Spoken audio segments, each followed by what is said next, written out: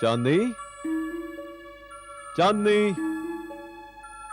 भाई चांदनी कहाँ चली गई है?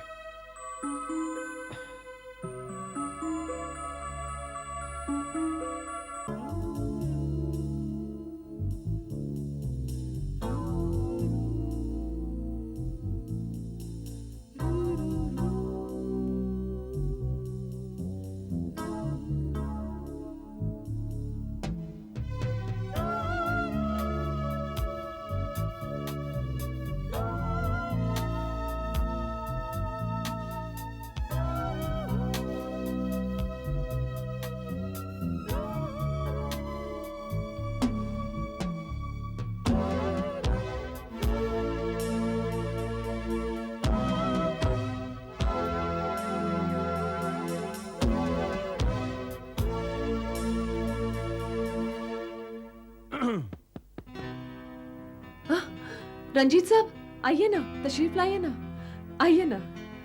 राज, ये रंजीत साहब हैं। हमें ये खूबसूरती इन्होंने ही दी है। ओ अच्छा, hello, how are you? Hello Raj. मेरे ख्याल से जब दो लोग कमरे में होते हैं तो उन्हें दरवाजा बंद रखना चाहिए। शायद यही हमारी संस्कृति है। क्यों चांदनी? और चांदनी वैसे भी तुम भली हो, तुम्हारी सूरत भी अच्छी है। मैंने तो सिर्फ दो गुणों का मिलन करा दिया, खूब को सूरत से मिला दिया और ये खूबसूरत बन गई। Thank you very much Ranjit साहब, थैंक यू। और आज जहाँ तक मेरा तजुर्बा है, ये लफ्ज थैंक यू जो है ना, ये ताल्लुकात बनाता नहीं बिगाड़ता है। She is like my sister यार। एक भाई को अपनी बहन के उज्जवल भविष्य के लिए हमेशा सोचना चाहिए। Anyway you all enjoy yourself, I will be back later, okay? Alright, look after yourself bye Chandni. Bye. कुचीकू, the way I love you.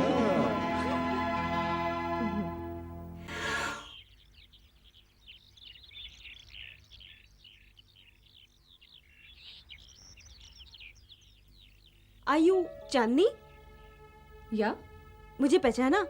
मैं प्रिया। हम एक साथ स्वामी विवेकानंद स्कूल में पढ़ा करते थे और मैं दूसरी स्कूल से 5th स्टैंडर्ड में आई थी। याद आया? इत्तेफाक से तुम्हारी बेंच खाली थी और मैं तुम्हारी पार्टनर थी।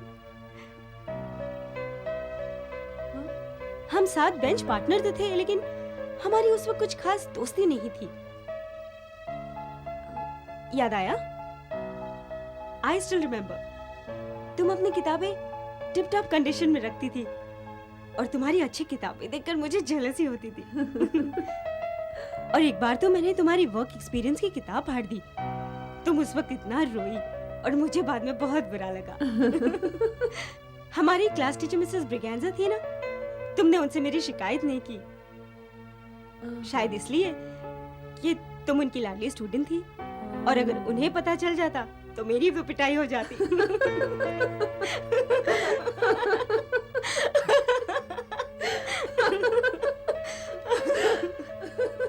प्रिया, हमें लग रहा है कि 10 साल नहीं 10 सदियां बीत गई हैं। यू नो चांदनी, 10th के बाद मैं टेक्सटाइल डिजाइनिंग डिप्लोमा के लिए अमेरिका चली गई। वहां से जब आई तो डैडी ने अपना कारोबार इतना बढ़ा लिया था कि मुझे और कुछ करने का मौका ही नहीं मिला। और मेरी छोटी बहन मिली, वो MBBS के फाइनल ईयर में थी, तो उसे डिस्टर्ब करना कुछ ठीक नहीं लगा और बस मैं डैडी के साथ लग गई उनके बिजनेस में। लेकिन चांदनी, यू नो, अमेरिका में मुझे तेरी याद आती थी।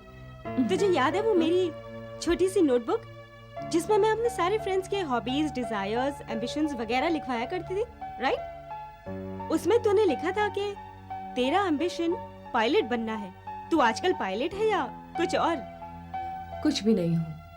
ये सारे ख्वाब बचपन में देखे जाते हैं और उस उम्र में ये सब सोचने में पैसे नहीं लगते। एक गरीब बच्चा अपने भविष्य को करोड़ों अरबों रुपए के ढेर में देख सकता है। इंजीनियर, डॉक्टर और पायलट की उड़ान भर सकता है, लेकिन जब उसका सपना टूटता है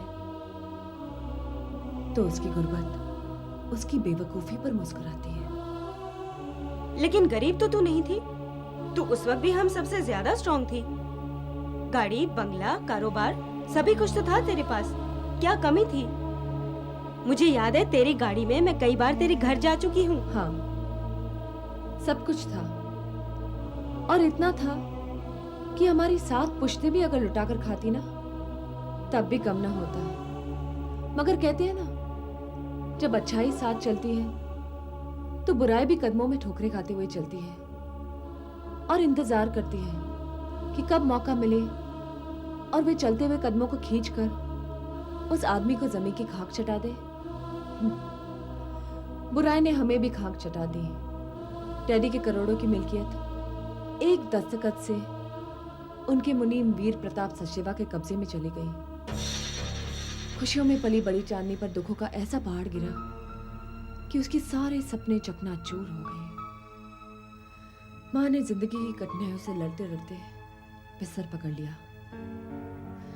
आज वो जिंदा तो है, पर एक जिंदा लाश है। माँ की बेबसी और हमारे अंदर की जलन ने एक ऐसी चांदनी को जन्म दिया है जो अपने दुश्मनों से अपने पर हुए जुल्मों का इंतकाम लेना चाहती है, और वो लेकर रहेगी, चाहे उस इंतकाम की आग में वो खुद जलकर मर मिटे। तो क्या सचदेवा का पता चला? हाँ, उस तक पहुंचने की सीढ़ी हमें मिल गई है। एनीवे, तू यहाँ कैसे? मैं यहाँ अपने डैडी कतूरिया के साथ आई हूँ। वो सनशाइन कंपनी में 60% के पार्टनर है ना, और डैडी इस कंपनी को बेचना चाहते हैं। खैर, तू बता, तू यहाँ कैसे? मैं उस आदमी के साथ आई हूँ जो सनशाइन खरीदना चाहते हैं। ओह, तो समझ तुझे मिल गई। अच्छा, चाहे लाखों लोगों की लाइन क्यों ना हो। एनीवे, तू जिसके साथ आई है वो कहाँ है? वो मिस्टर गोवर्धन के साथ मीटिंग कर रहे हैं। ओह, मिस्टर गोवर्धन, वो तो हमारे मिडिल मैन है। उनसे अगर कुछ 19-20 हुई ना तो मैं संभाल लूंगी। तूने क्या नाम बताया? तू जिसके साथ आई है? राज। ओह, यानी राज का राज तेरे दिल पर हो चुका है ना?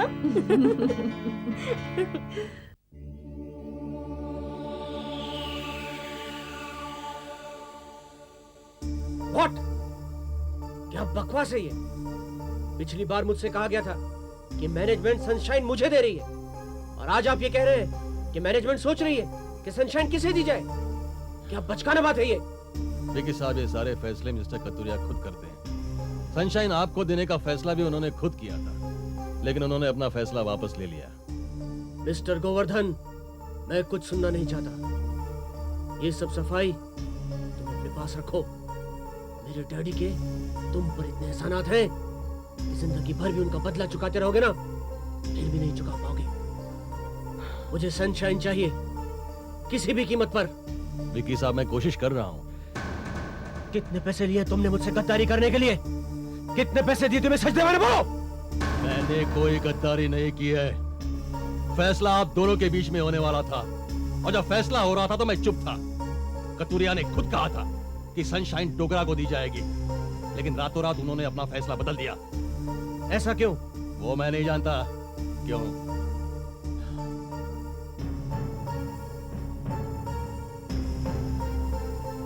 लेकिन मैं जानता हूं।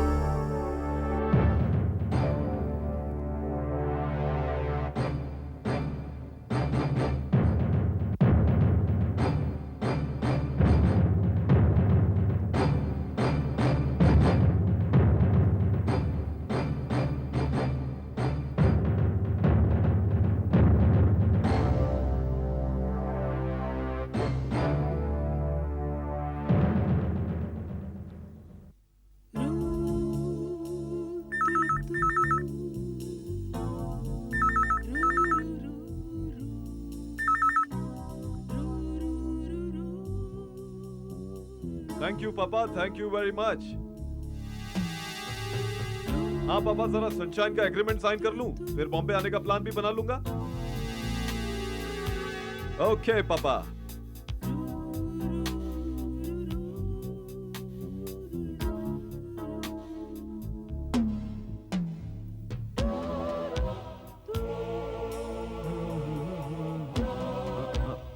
पापा का फोन था और वो तुम्हें मुबारकबाद दे रहे थे। इस कामयाबी की खुशी में एक पार्टी देने की बात कर रहे थे। हाँ यार, लेकिन तुम्हें कैसे पता चला? अंदर भी एक फोन है। अच्छा। सनशाइन जल्दी पहुंचना है। अरे चलो चलो जल्दी आ करो। रहा हूँ यार, धक्का तो मत मारो। ए चांदनी, ए चांदनी।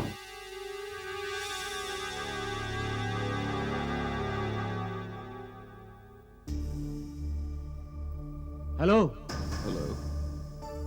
सनशाइन इंडस्ट्रीज मुबारक हो mister Raj Sachdeva. Oh thank you. कहीं पे पढ़ा था कि इंसान की जितनी जल्दी तरक्की हो जाती है उतनी ही जल्दी उसकी रुखसती भी हो जाती है। आप कहना क्या चाहते हैं?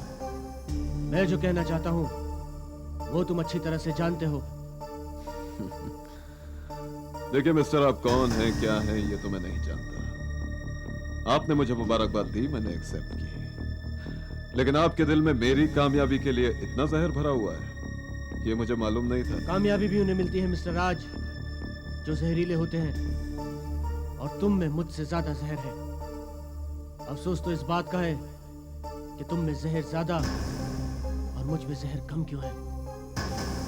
सनशाइन मेरे हाथों में होने के बावजूद मेरे हाथों से निकल गई, लेकिन ये मेरी जिंदगी की पहली और आखिरी हार होगी।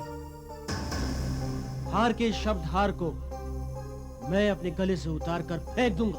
ओह, if I am not mistaken you are mister Vicky Dogra. खूब पहचाना।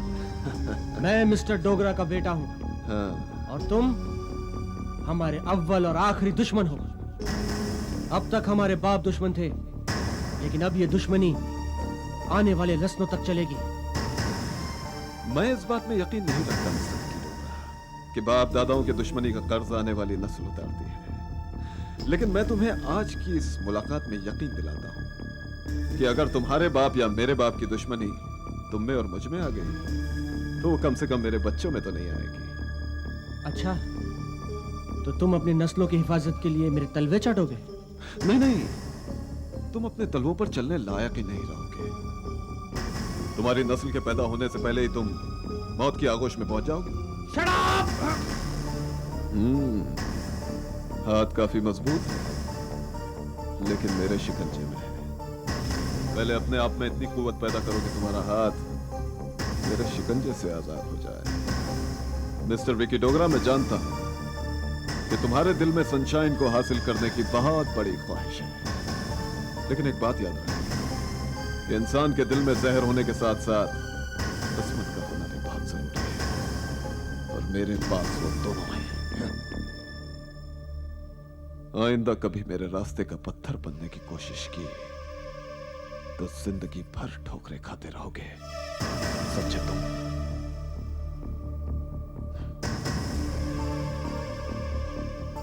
ठोकरें तो तुझे अब लगेंगी राज, क्योंकि तू चल जमीन पे रहा है और देख आसमान की तरफ रहा है। तेरा हिसाब किताब जल्द ही पूरा करना पड़ेगा।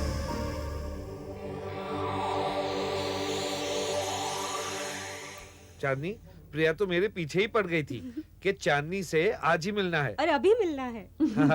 वैसे इसने तुम्हारे बारे में मुझे बहुत कुछ बता दिया है। सनशाइन में मेरे 2 और पार्टनर्स हैं, 20% के, लेकिन फाइनल वर्डिक्ट मेरे हाथों में होती है। लिहाजा मैंने उस पोजीशन का फायदा उठाते हुए ये फैसला कर लिया है कि ये कंपनी हम वीर प्रताप सचदेवा को ही बेचेंगे। सचदेवा? कमाल है प्रिया, तुम वीर प्रताप सचदेवा को इतना सपोर्ट कर रही हो और तुम ये भी नहीं जानते हो कि वो है कौन।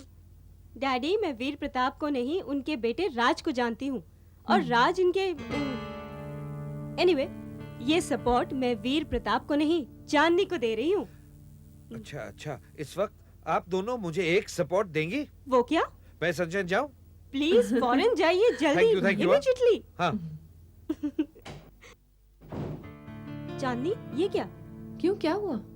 तू अपने ही दुश्मन को मजबूत कर रही है, ये जानते हुए कि उसने तेरी माँ को बर्बाद किया और तुम लोगों को दर दर का मोहताज बना दिया। प्रिया, तुम्हें याद है हमने तुमसे कहा था कि सचदेवा तक पहुंचने की सीढ़ी हमें मिल चुकी है, हाँ, लेकिन और वो सीढ़ी है राज। और ये प्रोजेक्ट राज के लिए बहुत जरूरी है। अगर राज इस पे नाकाम रहता है तो सचदेवा उसे अपने बिजनेस से निकाल देगा, और अगर सचदेवा उसे अपने बिजनेस से निकाल देता है तो हम सचदेवा तक कैसे पहुंचेंगे? इसलिए राज की पोजीशन संभालना बहुत जरूरी है। समझ में आया? वो क्या बिगाड़ सकता है हमारा? वो तो है।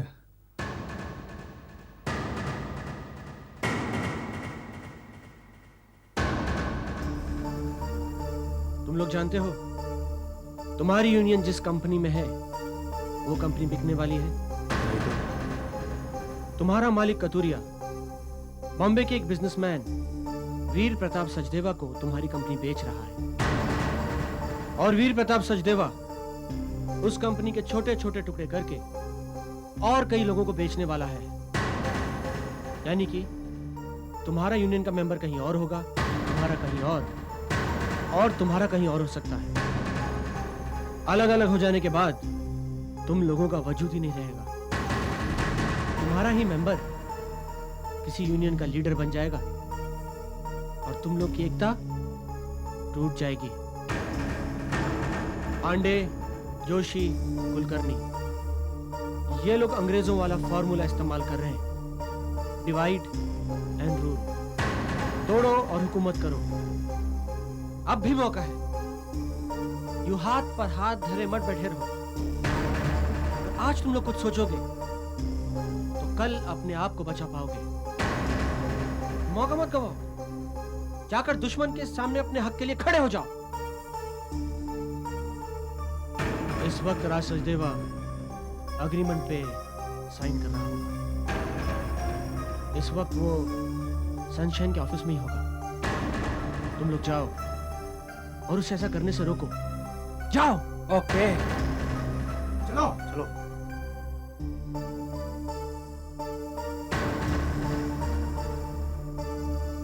राज साहब, इस एग्रीमेंट को पढ़ लीजिए। अगर सेटिस्फैक्टरी लगे तो अपने दस्तखत कर दीजिए।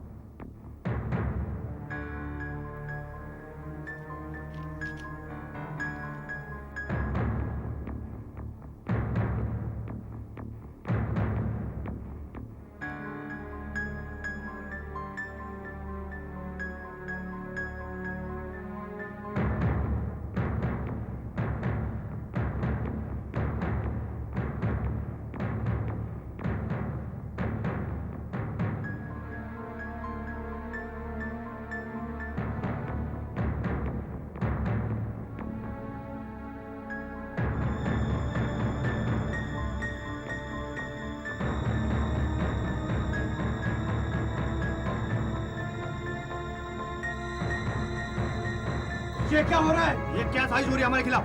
कौन है आप लोग? हमारी किस्मत का फैसला करने वाले आप लोग कौन होते हैं? कौन है ये लोग? आप हमें बेच रहे हैं, हमारा सौदा कर रहे हैं आप? हम ये होने नहीं देंगे। और ये एग्रीमेंट कैसा है? अरे हेलो,